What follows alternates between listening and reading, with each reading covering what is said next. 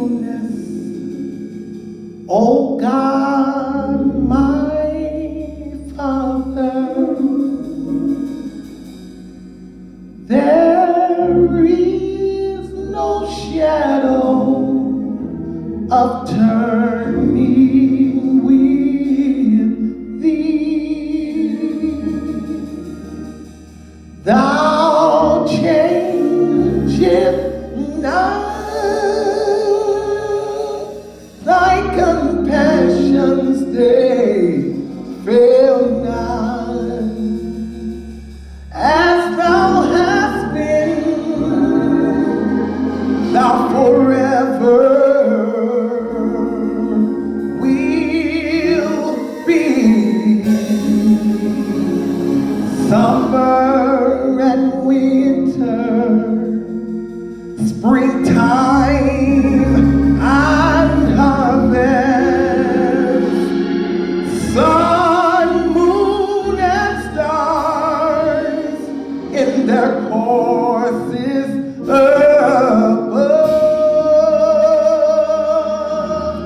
join with all nature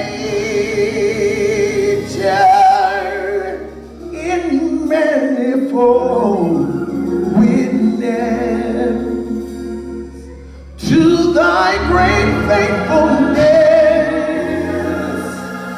mercy, and love.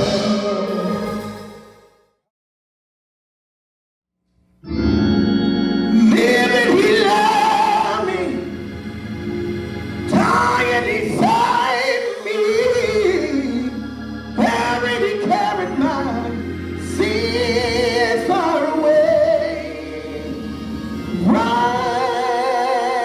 and he justified, freed me forever. But one day he's coming back, glorious day.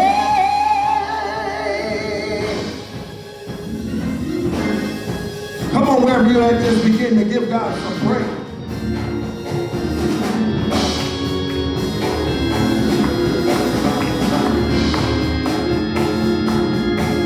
Living, he loved, dying, he saved, buried, he carried my sins far away, rising, freed me forever. One day he's coming back, glorious day. Say, living, dying, he saved, buried, he carried my sins far away, rising, freed me forever. One day he's coming back, glorious day. Sit it all down, sit it all down. You say, Lord, let your Holy Ghost come on down. Sit it all down, sit it all down. Say, Lord, let your Holy Ghost come on down. Sit it all down, Lord, sit it all down. You say, Lord, let your Holy Ghost come on down. Sit it all down, sit it all down. You say, Lord, let your Holy Ghost come down. And we need power, power, power, power, power, power, power, power to walk right, power to talk right, power to live right, power. We need your power, we need your power, we need your power. That Holy Ghost power, that Holy Ghost power, that saving power, that keeping power. Living, he loved me, dying, he saved me, buried, he carried my sin far away, rising, he justified, freed me forever. One day he's coming back, glorious day.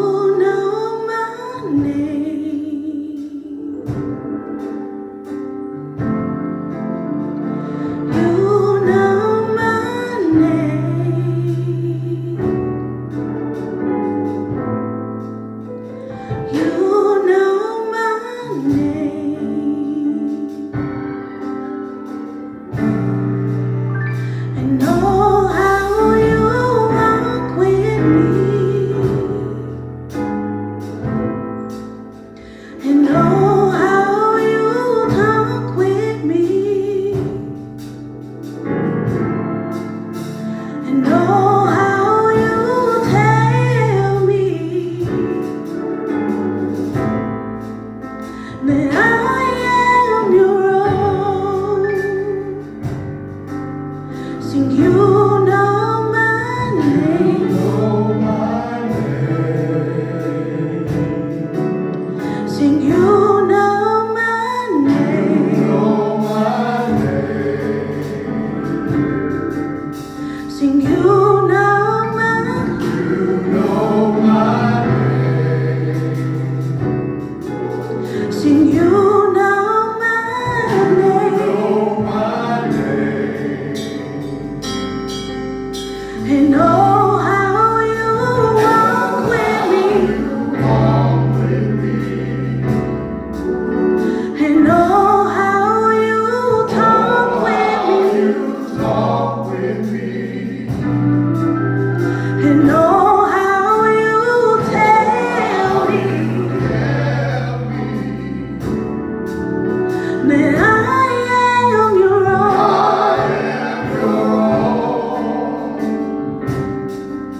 Sing, you know my name. Yes, you do.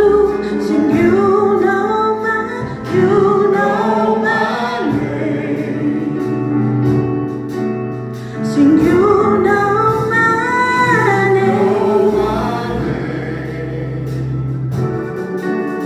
Sing, you know my name.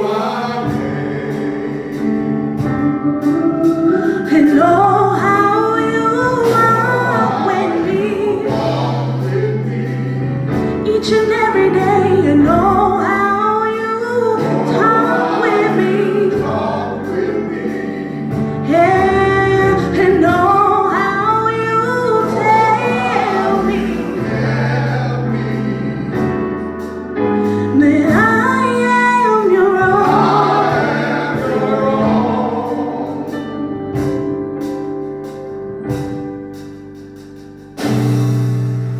So now I pour out my heart to you.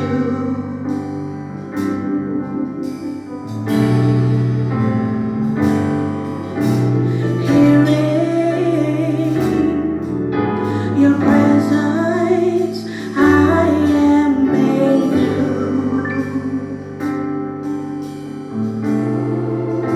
So now I pour out my heart to you.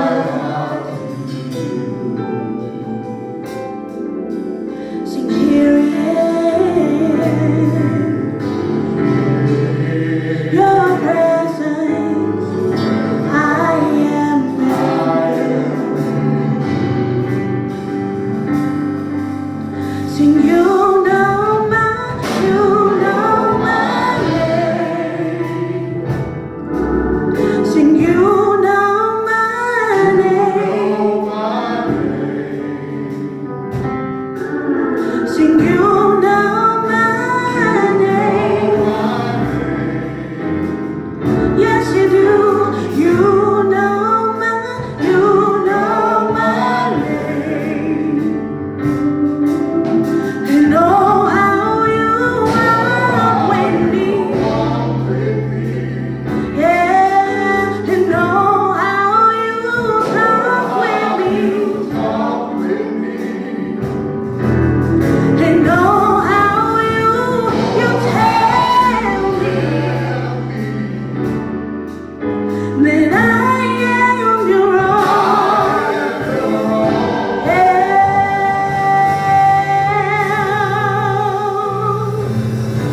So no fire can burn me, no battle can turn me, no mountain can stop me, 'cause you hold my hand. I am walking in your victory, 'cause your power is within me. No giant can defeat me, 'cause you hold my hand. No fire can burn me, no battle can turn me, no mountain can stop me.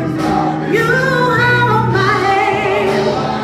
I am walking in your victory, 'cause your power is within me. No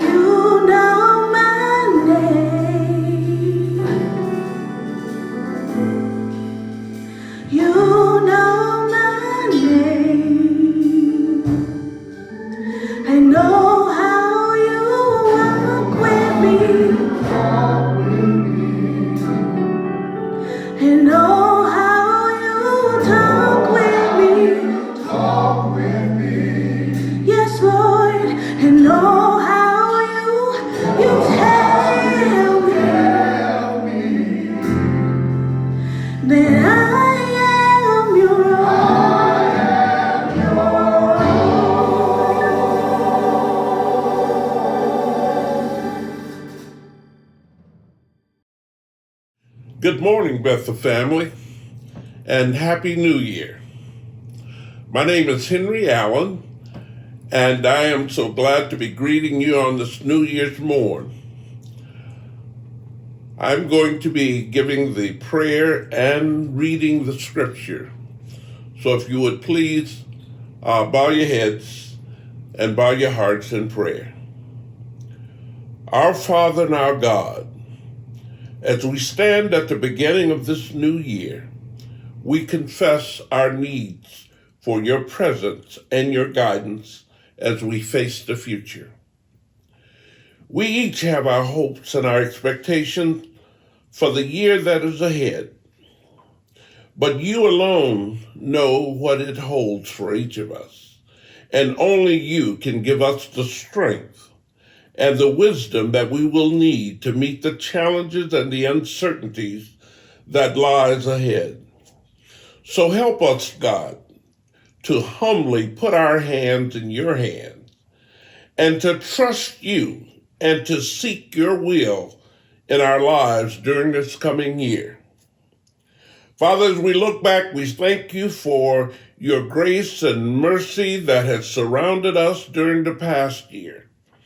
And we thank you again for your son, Jesus, whose birth we celebrated just a week ago, and whose resurrection we will celebrate as in the coming months, that he is truly our Lord and our Savior. In Jesus' name, amen. The scripture today is Nehemiah chapter 1, verses 1 through 3. In preparing for today's scripture, I was struck by the fact that Nehemiah, unlike Ezra, was neither a priest nor a scribe. He, like you and I, was a layman who was called by God. I will be reading from the NIV, the words of Nehemiah, son of Hakaliah, in the month of Kislev, in the 20th year. While I was in the citadel of Susa, Hanani, one of my brothers, came from Judah with some men, and I questioned them about the Jewish remnant that had survived the exile, and also about Jerusalem.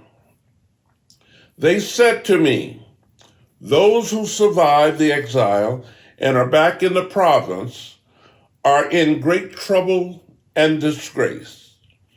The walls of Jerusalem is broken down, and its gates have been burned with fire. The word of God for the people of God.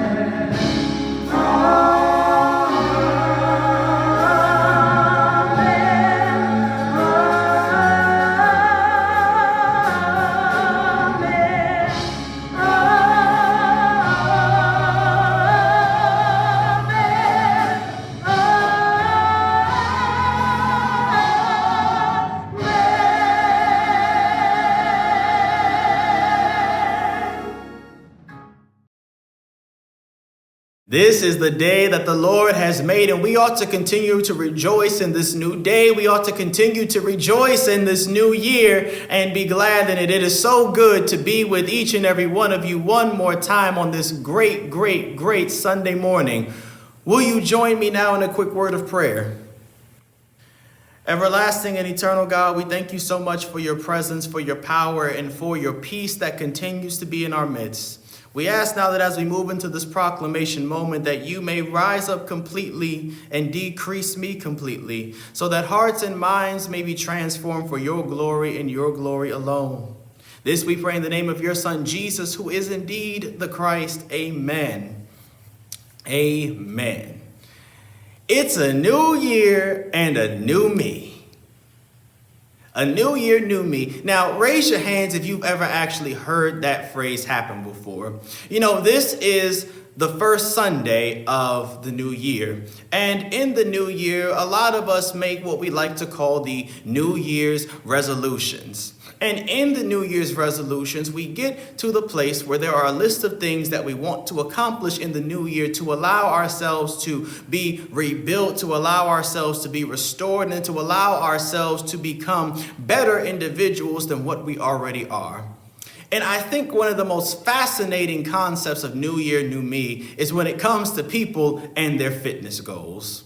As someone who was an athlete all his life, all the way through college, and who still works out a lot now, I find it funny that when I would go to the gyms a lot, you know, pre-COVID, because I don't trust the gyms yet during COVID. When I would go to the gym a lot pre-COVID, I remember one of the most tedious times for an active gym goer was the first 6 weeks of the new year. Why? Because everybody has a goal, a fitness goal, to get in better shape. And when that happens, that means the gyms are now flooded morning, noon, and night with people who are in the gym trying to push towards their fitness goals. And for those of us that have been actively going, you know, December 30 and 31, and everyone is starting January 1, it will be a little upsetting because all the weights and the machines that you're usually able to get in to do to get your workout done in anywhere from 45 to 90 minutes now takes longer because everybody and their mama decided to go to the gym and work out. But then something interesting happens. Around maybe middle of February, March, the gyms start disappearing with people. The same old people who had been in there before, the same old people who are back in there now. And maybe this is because of the fact that people picked up back on their work schedules and don't have the time. Maybe it's because of the fact that people aren't seeing the results they want to see. Or maybe it's because of the fact that there was a deeper level of vulnerability that was necessary to be able to be truthful about why exactly it is I wanted to go back to the gym in the first place. Vulnerability is a word that is oftentimes made taboo and not something that we really like to talk about a lot. But that's because vulnerability by definition is an openness to an attack or being hurt. Or it's the willingness to show emotions or to allow one's weaknesses to be seen or to be known. And how many of us really actually like to be in a position where we could be hurt or to be attacked? How many of us like it when our emotions are put out there? I mean, don't a lot of us just say, not everyone is entitled to my emotions. No one should be able to hurt me. Or one of the most famous phrases, never let them see you sweat. We live in a world where vulnerability is taboo, but yet vulnerability really is nothing more than you being able to stand there without your guard up and go through life. In our text today, we're introduced to Nehemiah. Nehemiah is the son of Hilkiah. We meet him in the 20th month of Kislev in the 20th years while he is in the capital of Susa. And Nehemiah is a very interesting man because Nehemiah is one who is currently in exile. But he's not just in exile, he's also one of the highest ranking foreign officials in the Persian government because he's the king's cupbearer. And to be a cupbearer for a king was one of sacred relationship and trust, because you were the one who selected the wine for your majesty. You were the one who taste tested the wine for the king, because of the fact that if someone ever tried to poison it, it would kill you long before it killed him. And lastly, the cupbearer was a confidant, a comforter, and dare we even say a friend to the king. Nehemiah is one who has lived his entire life in exile. He's never seen his homeland before. He never got to grow up like a normal boy around his friends. He has had to live a life where literally vulnerability has to be the staple of who he is, lest he keep himself so hidden from the world that he is not able to live into the fullness of who God has called for him to be. But the beautiful thing about Nehemiah is that even though he's in exile, even though he's in Susa, which is the king's summer home, even though that he is in a place, in a predicament where a lot of people might not even know or understand what he's going through, the word of the Lord still comes to him in exile. And that's good news for us, because see, some of us mentally, emotionally, and spiritually are still in exile right now. We are in exile because of the fact that we are still so caught up in what happened last year, 5 years ago, 10 years ago, 20 years ago, that it hinders us in the present. Or we're in exile because of the fact that we are so afraid of what's going to happen in the future, 1, 2, 5 years down the line. We are in exile because of the fact that we cannot accept the gift of the present that God has given us, because we are so blinded by the past and we are so fearful of a future that when we sit in our present moment, we hold our guards up, not knowing what's going to come, even though nothing may actually be coming at us. We are in exile sometimes in our minds and in our hearts and in our spirits. But the good news is that just like Nehemiah, the word of the Lord still comes in exile.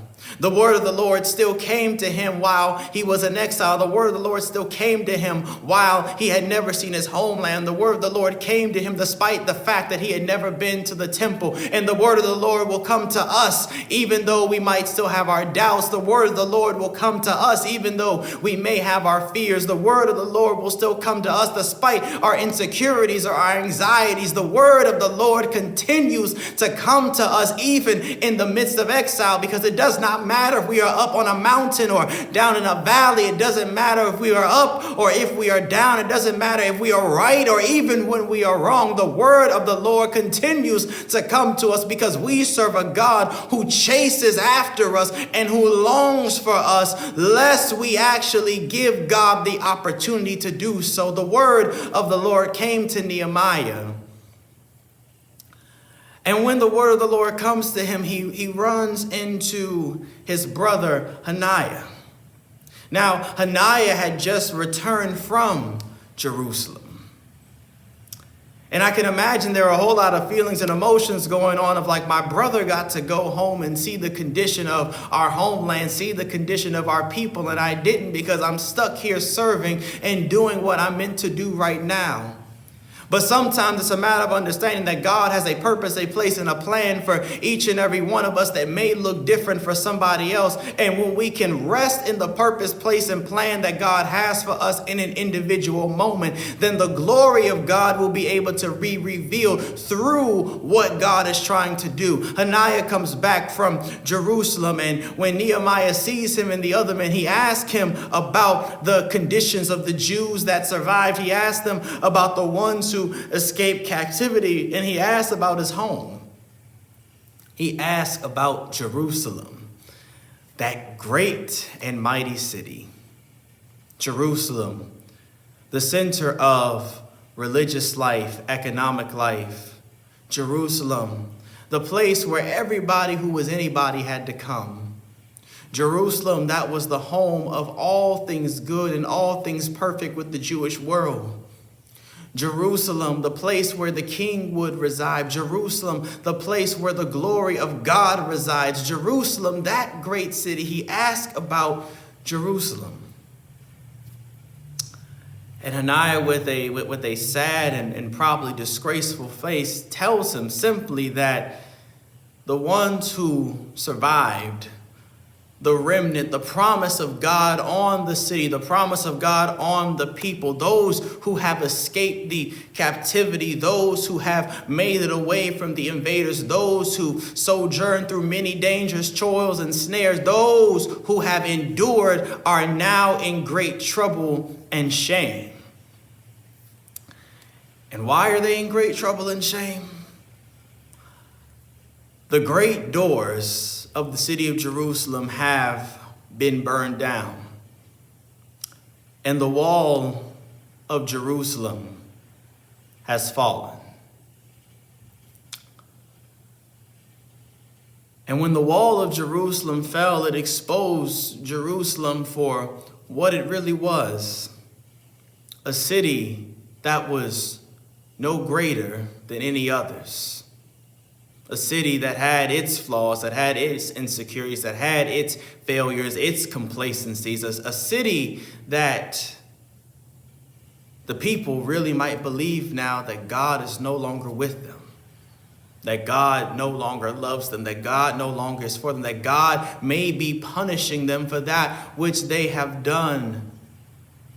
The walls of Jerusalem have fallen, and the walls sometimes in our lives have fallen. Because, see, walls are instruments and items that are built up in our lives to keep things out, to keep things from being able to get in, to keep things from being able to harm us, to keep things from being able to invade us. They are things that we put up that will hinder, block, and deter things that we don't want in our life to get there. But the fact of the matter is that in our lives, we put up walls not because of the fact that we're being vulnerable in doing so. We put up walls because we don't want to be vulnerable. We put up walls because we don't want to actually face the past. We put up walls because we don't want to actually deal with the negativity of others. We put up walls because we don't want anybody else to contribute to our self-doubt or mediocrity or complacency. We put up walls because we don't want to have anything else that can get in that can make us feel insecure or anxious. We put up walls because we don't want to have to deal with the issues of our finances or our toxic friendships or our broken relationships.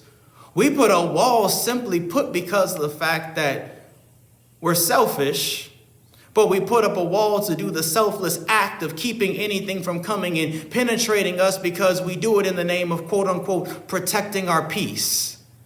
We put up walls all around us to keep things from getting in on us, but yet we put up walls not to actually be able to be real and vulnerable enough with ourselves to ask ourselves the question, why did we put up the wall in the first place? Why did we allow ourselves to get to this place? Why are we in this position where we don't allow ourselves to feel the love? Why are we in the position where all we want to do is doubt? All we have to do is be fearful. All we can do is not be trustful. All we have to do is be angry. All we have to do is be insecure. We put up walls because we don't actually want to deal with the vulnerability it would take to actually become this new me. And in this new year, to be this new me, to rebuild our lives, we have to have the audacity to have the vulnerability to become a new us. Because we've put up walls over the course of days, weeks, months, and years, sometimes that we don't even recognize.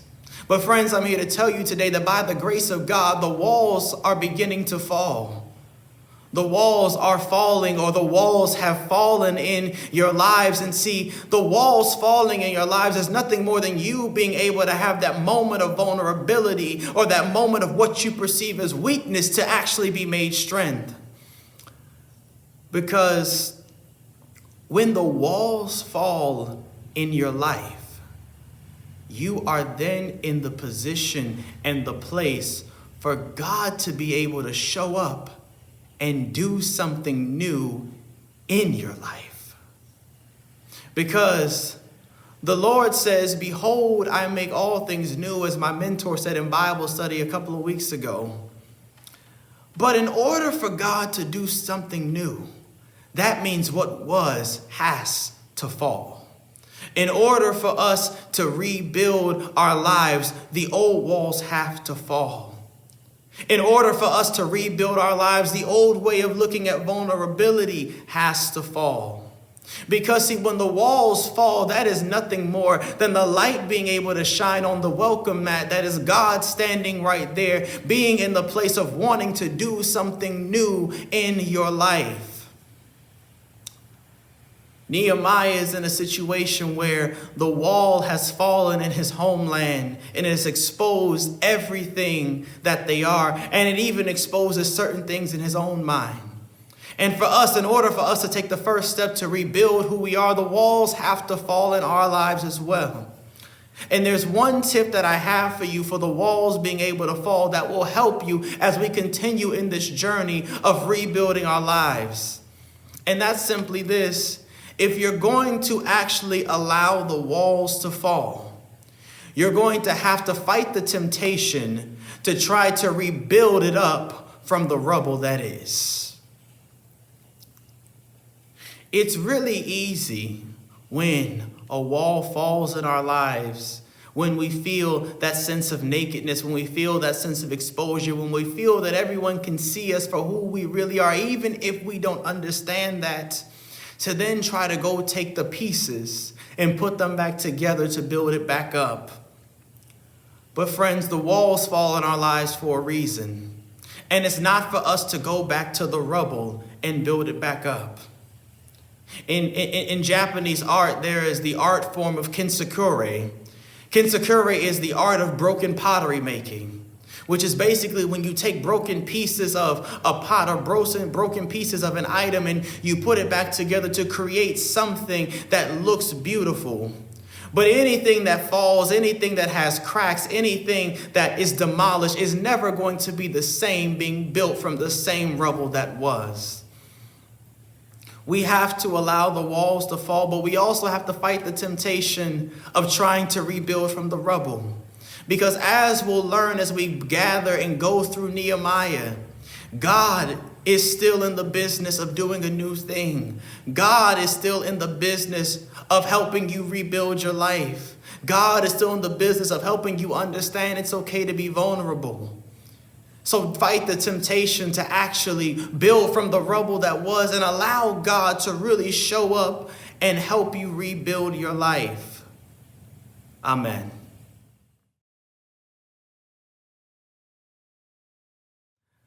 The wall has fallen. And whether the wall is falling or whether it's already fallen, it's not a bad thing. Because, see, when we allow the walls in our life to fall, we'll wind up being able to see the light that comes down from on high, that smiles on us, that shines on us, and that calls us loved, and that calls us good. And that light comes through the saving grace of Jesus, who is the Christ, the Jesus who we sang about, the Jesus who we preach about, the Jesus who we are speaking about even in this very moment. And all Christ wants with you is always the same: to be in a friendship, a growing and loving friendship with you.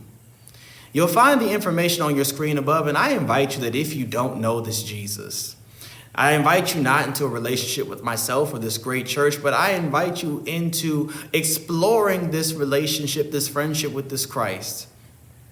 And reach out to us, whatever makes you most comfortable. Call us, text us, DM us, throw up a smoke screen. No matter who you are, no matter where you are, just as you are, we want to be able to help you enter into this friendship with Christ. Is there one today?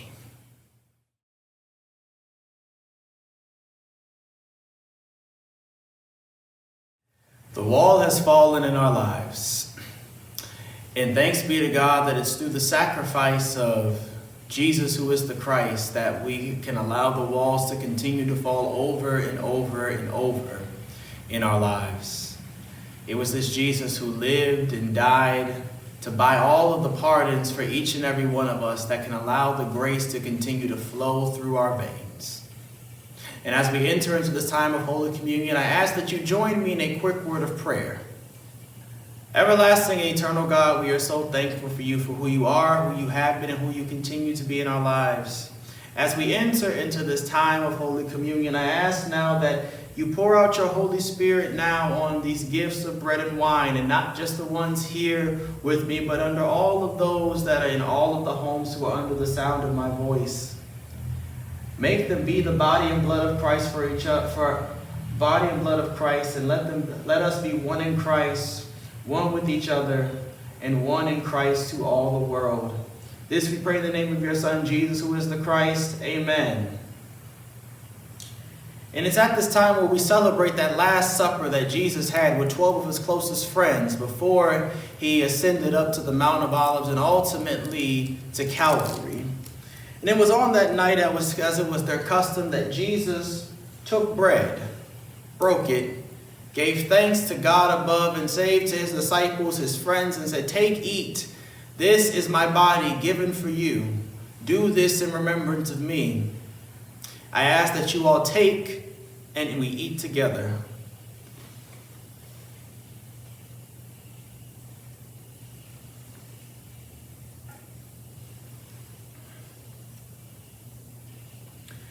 And when the supper was over, he took the cup, gave thanks to you, God the Father, and then gave it to his friends, his disciples, his beloved, and said, "Take, drink, all of you. This is the blood of the new covenant, poured out for you and for many for the forgiveness of sins." I ask that we now all take and that we drink together.